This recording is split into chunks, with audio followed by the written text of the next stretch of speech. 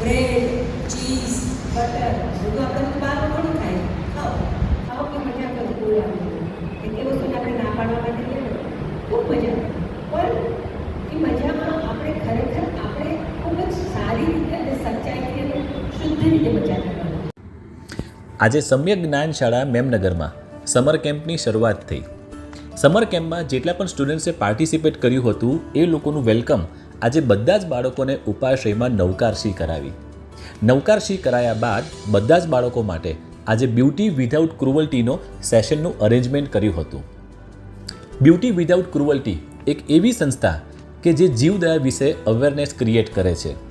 આ સંસ્થા ઘણા વર્ષોથી પ્રાણીઓના હક માટે લડત આપી રહી છે.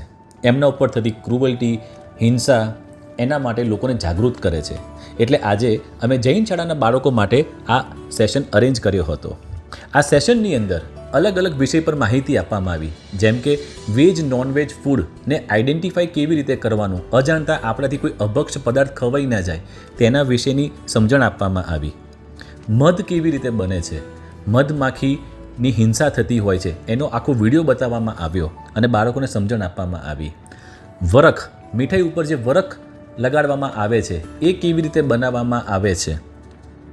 ફટાકડા ફોડીએ તો કે ફટાકડાથી એકેન્દ્રિયથી લઈને પંચેન્દ્રિય જીવોને કેવો ફફડાટ થતો હોય છે, કેટલી હિંસા થતી હોય છે તે પણ આ વિડીયોના માધ્યમથી બાળકોને સમજાવવામાં આવ્યું.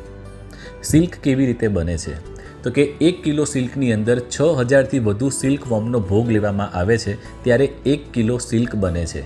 આપણા મોટશોખ માટે થતી હિંસા કેટલી જસ્ટિફાઈ કરી શકીએ છીએ એ આપણે જોવાનું.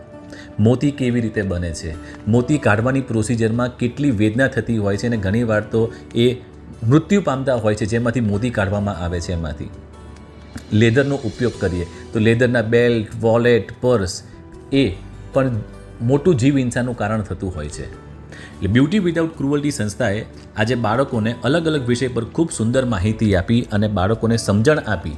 બાળકોને જ્યારે આપણે વિડીયો અને ઓડિયો પ્રેઝન્ટેશન થ્રુ કંઈક બતાવીએ તો એની અસર ઊંડી થતી હોય છે અને બધા જ બાળકોએ નક્કી કર્યું છે કે સાધુ સંત પાસે યથાશક્તિ મુજબ તેઓ પચકાણ લેશે.